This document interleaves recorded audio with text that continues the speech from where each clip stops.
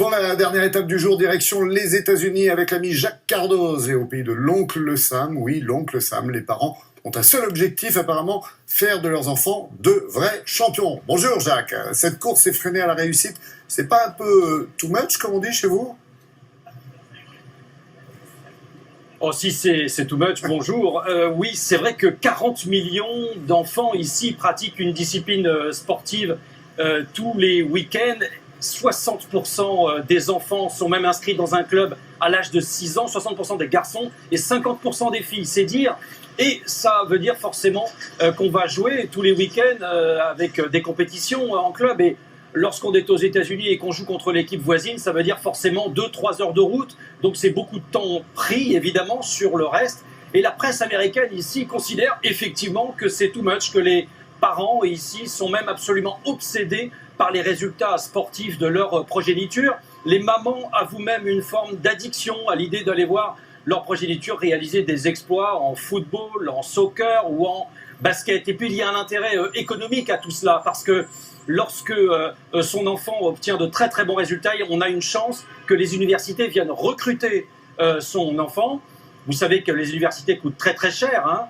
Dans le public entre 5 et 10 000 euros par an de frais d'inscription, et dans le public entre 20 000 et 50 000. Donc ça peut représenter une très grosse économie, d'où une forme de pression des parents sur les épaules des enfants pour qu'ils obtiennent de très très bons résultats dans le domaine du sport. C'est vrai aussi d'ailleurs pour certaines disciplines artistiques. Est-ce que tout cela change les relations entre les parents et les enfants? Évidemment, c'est le sens du reportage que l'on a réalisé du côté de Cleveland avec Louise DeWast et Andréane Williams. Dans la famille Wolf, le sport est au cœur de la relation parent-enfant. Ici, le petit Parker est bien connu du coach de la salle. Alors, t'es prêt pour un peu d'exercice? Allez au boulot, on va se marrer. Aujourd'hui, ce garçon de 6 ans vient enchaîner les séries. Renforcement musculaire, course, musculation.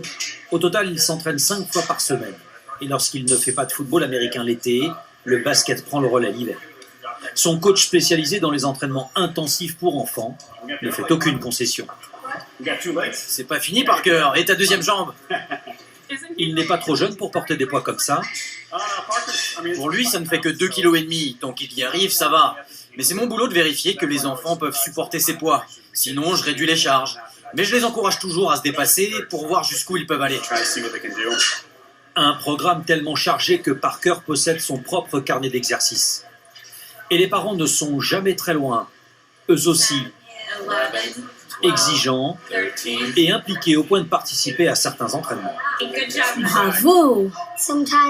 Parfois, quand on s'entraîne ici en famille, ma mère me demande d'en faire encore plus.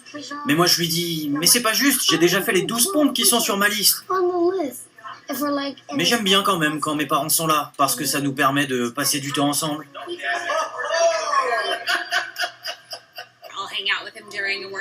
Je m'entraîne avec lui à la maison. On court ensemble, on fait des pompes ensemble, on fait des exercices ensemble. C'est un bon moyen pour nous d'avoir des échanges l'un avec l'autre.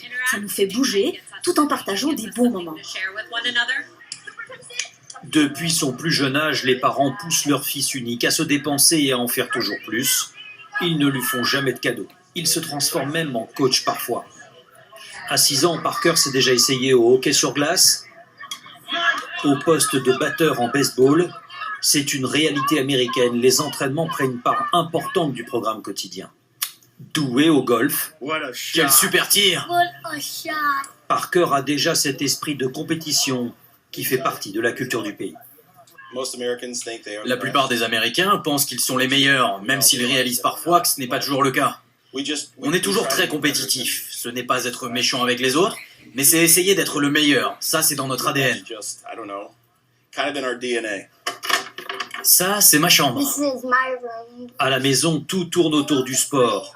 Un culte de la réussite qui peut avoir des avantages sur les études universitaires, car aux États-Unis, une université peut offrir un cursus entier à un étudiant qui obtiendrait de bons résultats dans une discipline quelconque. On espère qu'il en tire un avantage, que ce soit dans ses études ou dans le sport, et que l'esprit de compétition va l'aider. En attendant, Parker ne manque jamais une occasion de courir vers les parcs de jeux. Et oh, c'est pas l'heure de jouer, t'es là pour le foot, hein? Et ses parents, eux, ne manquent jamais de le rappeler à l'ordre. Bon, d'accord, on a compris, hein, la réussite de l'enfant est donc au cœur des préoccupations de toute la famille. Est-ce que, comme aux Pays-Bas par exemple, on l'a vu tout à l'heure, l'enfant est roi aux États-Unis? Oui, absolument. Alors ça peut paraître un peu paradoxal avec ce qu'on vient de voir, avec cette exigence, mais c'est une réalité ici qui se vérifie à tous les âges. Je suis sûr que vous l'avez déjà observé. Vous savez, cette scène où des petits-enfants font une comédie incroyable et où les parents ne disent absolument rien. Nous, en tous les cas, on le vérifie peut-être à chaque fois qu'on prend l'avion. C'est impressionnant. Et puis un peu plus tard, dans les résultats scolaires, eh bien, c'est une réalité aussi. Les parents, les enseignants ne disent pas grand-chose, même quand il y aurait de quoi dire concernant les résultats, mais aussi concernant le comportement. Alors, c'est une telle réalité qu'une professeure d'université de Yale, Amy Chua, a écrit un livre en 2011. Ça a été un best-seller. Elle est d'origine asiatique, cette dame, et elle a écrit qu'il fallait s'inspirer beaucoup plus de cette sévérité asiatique que de ce laxisme américain. Ça a été un best-seller, on en a beaucoup parlé, il y a eu beaucoup d'émissions de télévision. Alors évidemment, ça se discute quant aux résultats scolaires.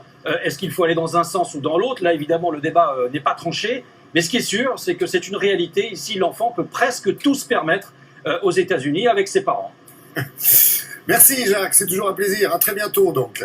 Allez, la réunion de